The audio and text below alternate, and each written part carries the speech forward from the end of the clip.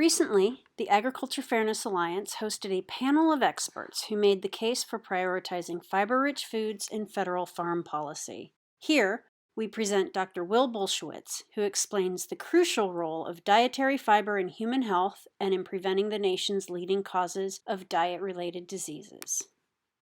Hello, everyone. It's an honor to speak to you today about the role of dietary fiber in human health. I'm Dr. Will Bulsciewitz, and I'm a practicing gastroenterologist in Charleston, South Carolina. And I'm also the New York Times bestselling author of a book called Fiber Fueled.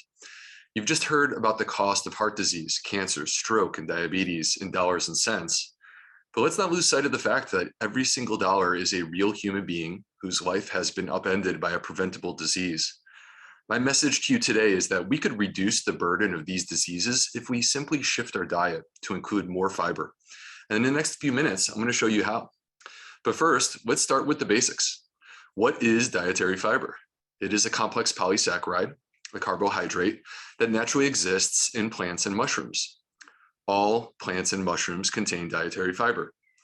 You will only find dietary fiber in plants and mushrooms. They have a monopoly on this nutrient. And an important point, variety is very important. The fiber in a black bean is not the same as the fiber in an apple. I'm going to come back to this point again in a moment. Perhaps you've heard the old story about dietary fiber, that it simply sweeps its way through the intestines unchanged and then comes out the other end. This view is old, it's outdated, and we have new laboratory techniques and emerging science that are showing us a different view of fiber. It's revamped, it's exciting, and dare I say it, sexy. Fiber is fuel for our gut microbes. It breathes life into our gut microbiome. You see, living inside of us are 38 trillion invisible microorganisms. This is our gut microbiome. And they actually outnumber our human cells. Believe it or not, you are less than 50% human.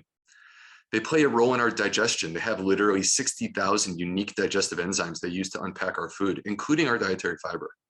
They also play a role in our immune system, metabolism, hormones, mood, brain health, even the expression of our genetic code. They are powerful. And when they are out of balance, which we call dysbiosis, they've been associated with Western diseases like coronary artery disease, colorectal cancer, breast cancer, diabetes. But when they're in balance, they help to protect us from these diseases. Let's follow the path of fiber. When we consume plants and mushrooms, dietary fiber escapes digestion in the stomach and the small intestine, and it arrives intact into the colon, the large intestine.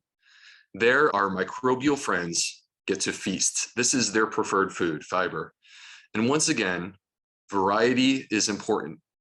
Different plants are the food for different microbes. The microbes use their digestive enzymes to process and unpack the fiber. And in doing that, they actually transform it into the most healing, most anti-inflammatory molecule that I've ever come across, short-chain fatty acids. If you have not heard of short-chain fatty acids, it's time for me to bring you up to date, because this is one of the most exciting things happening in science right now. Mechanistic research shows us that short-chain fatty acids reverse dysbiosis, restore the gut microbiome to health and balance. Cancer cells are shriveling in their boots when they come across short-chain fatty acids because they alter gene expression in cancer cells, stop them from multiplying, and program cancer cells to be destroyed. Short-chain fatty acids alter our metabolism. They affect energy balance, satiety after meals, fat metabolism, insulin sensitivity, and blood lipids. You don't need to memorize these things. Basically, I'm just telling you a simple thing, that short-chain fatty acids can improve obesity, cardiovascular disease, and diabetes. And there's so much more that I would love to celebrate about short-chain fatty acids, but this is a short talk, so I'm going to move on and just say that these are the mechanism behind the healing power that you find in dietary fiber. But here's the question. Does it translate? Do people have less disease? Are lives being saved by dietary fiber? Let's find out. The highest quality research that exists are called meta-analyses.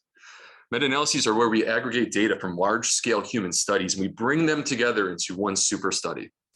So today I'm going to share with you a meta-analysis, the largest study to date of dietary fiber in human health, conducted by Dr. Andrew Reynolds, which was published in The Lancet in February of 2019.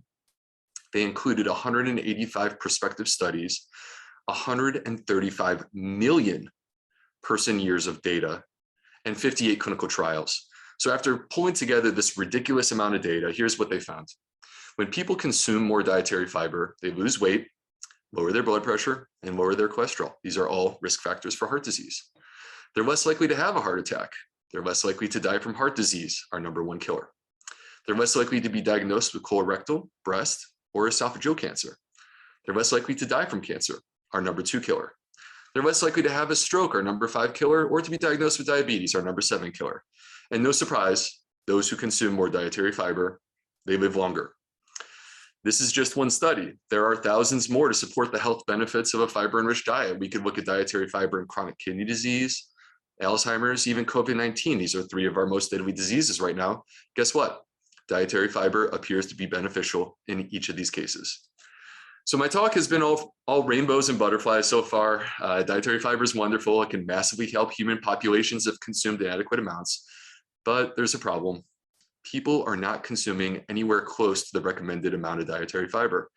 The US Institute of Medicine recommends that men consume 38 grams of fiber per day and women 25 grams of fiber per day. According to our most recent data, the average US man is consuming 18, the average US woman 15. And in communities with less food accessibility, even especially Black communities, people are eating even less fiber than the wider population. Some estimates put it at 20% less, which is very disconcerting.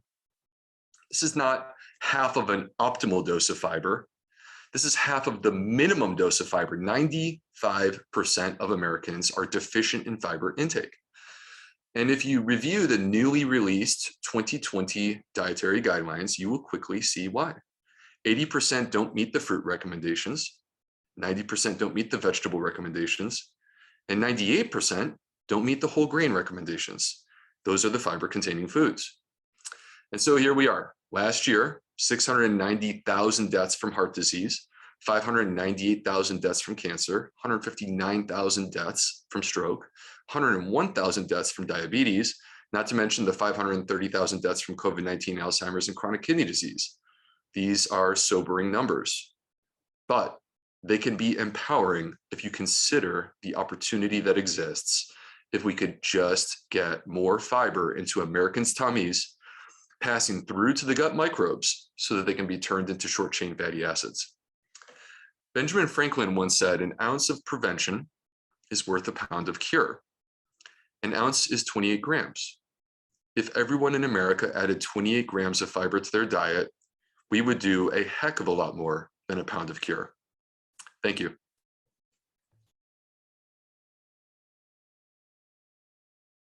If we prioritize dietary fiber, will we be seeing a trade-off on protein in the food supply? Can you enlighten me a little bit on, as we think about this trade-off, these nutritional trade-offs, both in terms of individual health, but also in the broader supply chain? Sure. So speaking first anecdotally from my experience as a clinical gastroenterologist, I work in a regular gastroenterology practice. I'm seeing patients today, and protein deficiency simply doesn't exist. This is not something that is a concern of mine. And the statistics would back this up. 97% of Americans are consuming not just adequate amounts of protein, but an excess of protein.